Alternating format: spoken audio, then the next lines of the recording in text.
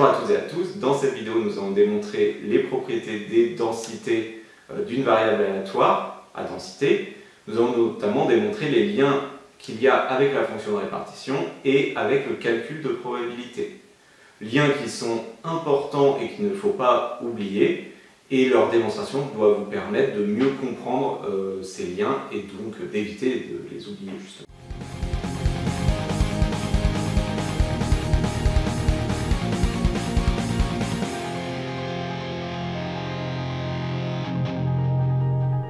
Alors j'ai intitulé cette vidéo les propriétés liées à la densité à la fonction de répartition, mais en fait c'est un melting pot de toutes les propriétés qu'on a des relations entre la densité et la fonction de répartition.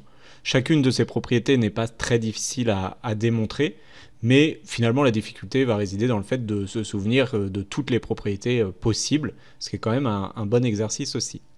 Alors il y a donc 6 choses à démontrer, hein. On y va avec la première propriété de la première proposition. Donc l'intégrale de moins l'infini à plus l'infini de f de x de t dt vaut 1. On sait que fx est une primitive de petit f. Donc l'intégrale, alors on peut prendre l'intégrale n'importe où, on va éviter de la prendre directement en plus l'infini. Normalement, quand on calcule les intégrales, on prend pour tout x supérieur à 0 l'intégrale de 0 à x de fx de t dt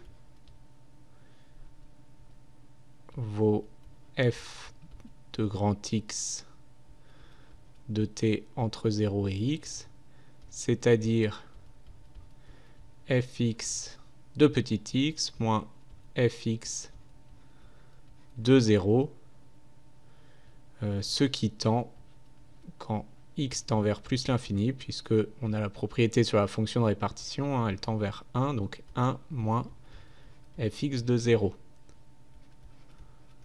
De même, alors l'intégrale de moins x à 0 de la densité est égale donc à fx de t entre moins x et 0, c'est-à-dire fx de 0 moins fx de moins x, qui tend quand x tend vers plus l'infini. Alors j'aurais pu prendre x négatif, normalement c'est plutôt ce qu'on fait, mais ce terme là, fx de moins x, va tendre vers 0, et donc il va nous rester fx de 0, dont on ne connaît pas la valeur, mais peu importe, puisque en additionnant les deux, eh bien l'intégrale va valoir 1 moins fx de 0 plus fx de 0, c'est-à-dire 1. Ce qu'on voulait démontrer. La fonction fx SC1 sur R sauf éventuellement en un nombre fini de points. Donc f petit fx, qui est en fait la dérivée de fx, est C0 sur R sauf en un nombre fini de points éventuellement. Voilà, donc tout simplement, on passe à la deuxième propriété, donc fx de x, la première égalité, hein, c'est juste la définition.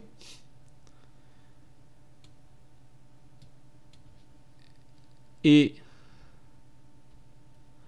on va reprendre en fait la même façon de démontrer qu'on a là, c'est-à-dire on pose x appartenant à R, A plus petit que x, l'intégrale de A à x de fx de t dt, c'est la primitive. Vous voyez que c'est assez simple, hein, quand on a compris que l'un était la primitive de l'autre. Tout ce qu'on a fait sur les intégrales généralisées fonctionne assez bien. Donc on a f grand x de petit x moins f grand X de petit a, tant quand a tend vers moins l'infini, vers fx de petit x, puisque, eh bien, tout simplement, fx de petit a va tendre vers 0, d'après les propriétés des fonctions de répartition. On a donc l'intégrale de moins l'infini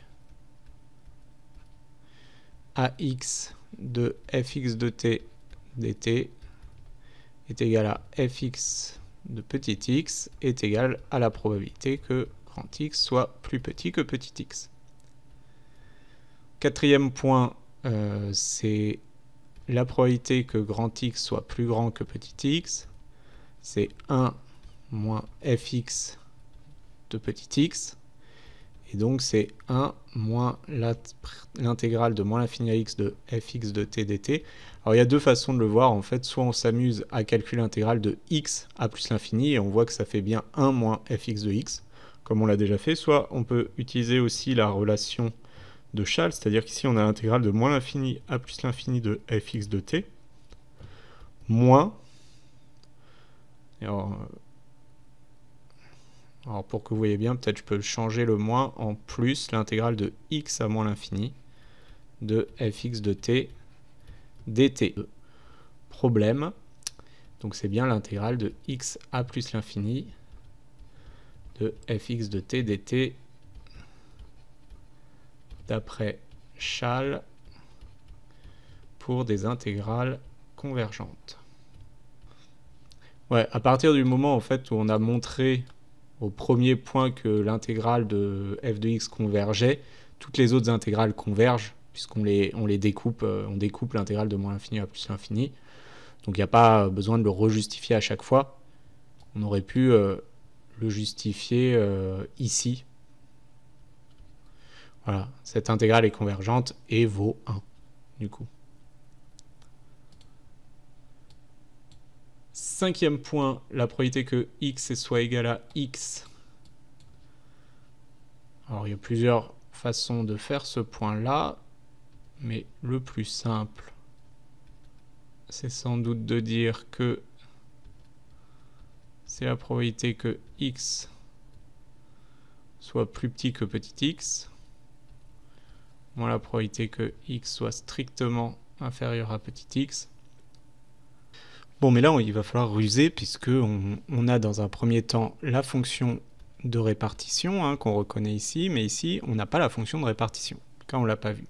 Ici, ce qui va être le point clé, ça va être la continuité de cette fonction de répartition qui va nous permettre d'y aller. Mais alors, il faut le réécrire autrement. En fait, la probabilité que x soit strictement plus petit qu'un petit x, c'est la limite, quand h tend vers 0, de la probabilité que x soit plus petit que x moins h, mais cette fois-ci inférieur ou égal.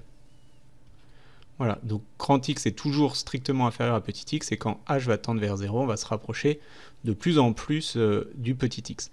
Donc on peut vérifier ça, il y a une union ici d'événements, et donc on obtient fx de x moins la limite quand h tend vers 0, de la fonction de répartition de x moins h. Or, fx est continu sur R, donc la limite quand h tend vers 0 de x moins h, eh bien c'est évidemment x, et par composé,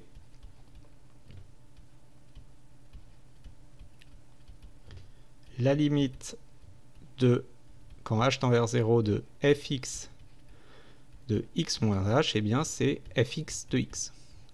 Et ça marche pas quand vous avez une loi discrète, puisque la fonction de répartition n'étant pas continue, eh bien on ne peut pas écrire ces choses-là. On a un saut qui va nous empêcher en fait d'écrire ça quand on en a besoin.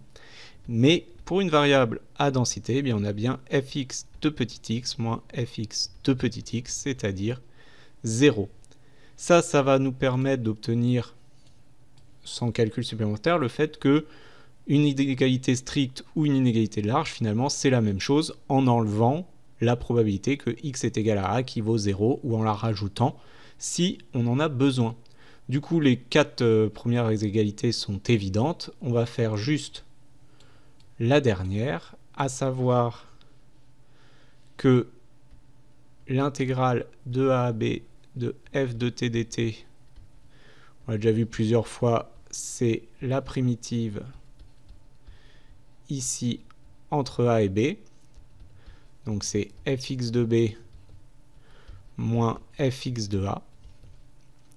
Et fx de b, c'est la probabilité que x soit plus petit que b, moins la probabilité que x soit plus petit que a. Donc ça, c'est une formule. En fait, c'est la probabilité que x soit plus petit que b privée de la probabilité que x soit plus petit que a, car, rappelons-le, la probabilité que x soit plus petit que a est incluse dans la probabilité que x soit plus petit que b. Alors ça, c'est peut-être un peu moins clair. Souvent, on l'a plutôt dans l'autre sens. Et en gros, si j'ai mon premier événement x inférieur ou égal à a, qui est forcément plus petit que x inférieur ou égal à b. Pourquoi? Parce que a est plus petit que b.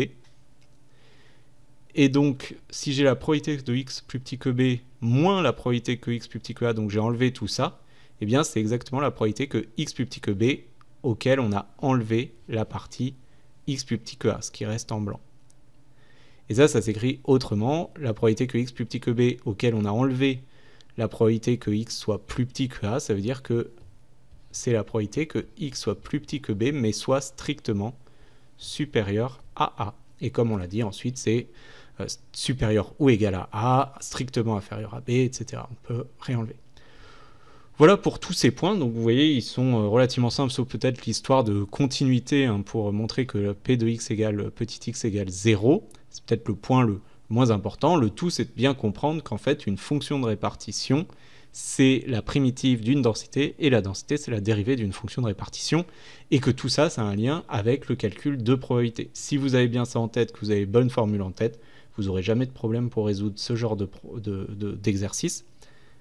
J'espère que tout est clair. Si vous avez des questions sur ces différentes propriétés, n'hésitez pas à les poser en classe, sur les forums de la classe.